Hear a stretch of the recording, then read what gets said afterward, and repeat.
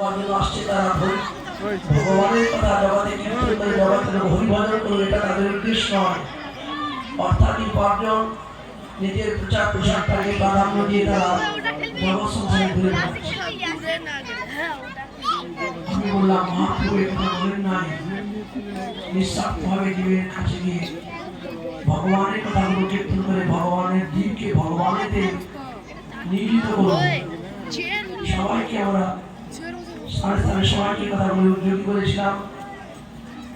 আজকে বড় ভালো লাগলো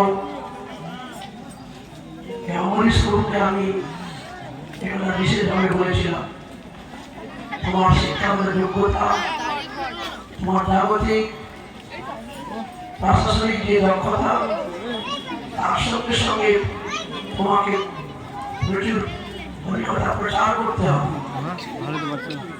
আজকে আমি আমার আসনটা ছেড়ে দিয়ে শ্রোতা আসনে বসে উৎসাহিত করেছিলাম হরিকথা বলবার। সুন্দরভাবে হরিকথা আপনাদের কাছে উপস্থাপিত করেছেন। ভগবানের কাছে প্রার্থনা করবো আরো সুন্দরভাবে নিঃস্বার্থভাবে জগতের হরিকথা প্রচার করে জগৎকে ভগবন্মুখী করুন।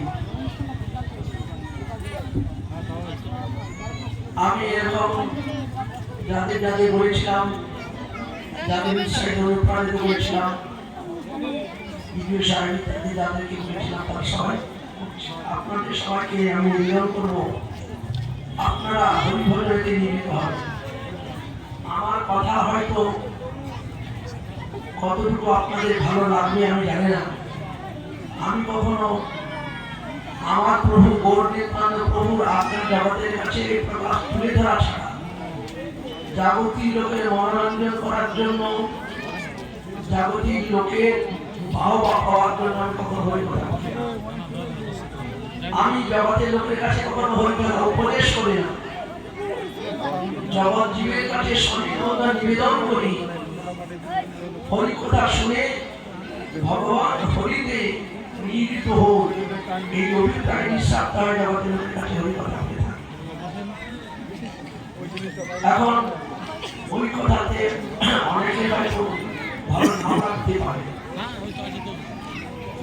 ভালো না লাগার কারণ হচ্ছে আমাদের যে কথা সেটি সংসারের কথা নয়, সংসারের অনুকূল কথা আমরা বলি না।